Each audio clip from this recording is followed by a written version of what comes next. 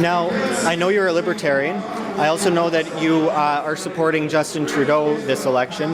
Now, apart from, of course, him standing up for the legalization of marijuana, which is very good, of course, do you have any criticisms of him? Because I know that there's a lot more to human rights, of course, than marijuana, as important as marijuana might be.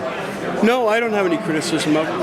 I'm really not into criticizing any of the other leaders anyway. To me, people already have their feelings about the other party leaders. I just want our people who think marijuana legalization is important to get out and vote for the Liberal candidates. I'm single-minded about this election, and I don't have any other agenda or any other issues that are of remote concern to me.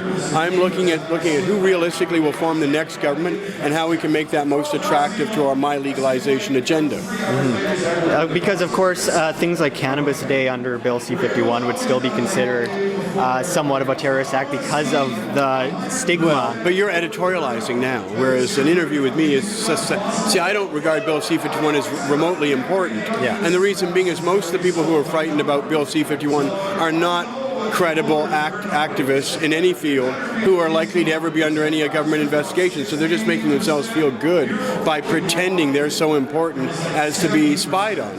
To me, if you're being spied on by the federal government, you must be doing a good job, because the likelihood is you're trying to disrupt the status quo. But I don't think any of these people who worry about Bill 51 are that brave. Because anybody really brave as an actor would be proud to go to jail for what they believe in. That wouldn't scare them at least. It doesn't scare me. And I've gone to, 34 prisons in Canada, the United States.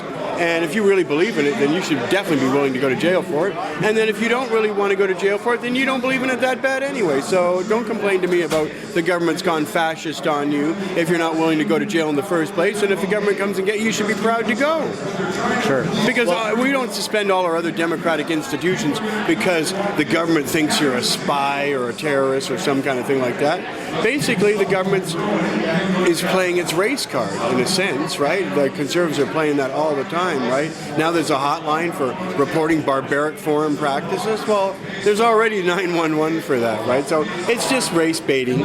And like the niqab, like it's stupid. A veil that affects virtually nobody in Canada is dominating the discussion, where something like marijuana, which affects hundreds of thousands, if not millions of people every year, people tell me, oh, we shouldn't vote on marijuana like a single issue, and yet we're having a discussion about the niqab, which is a completely, utterly irrelevant sideshow in a civilized democracy. Yeah.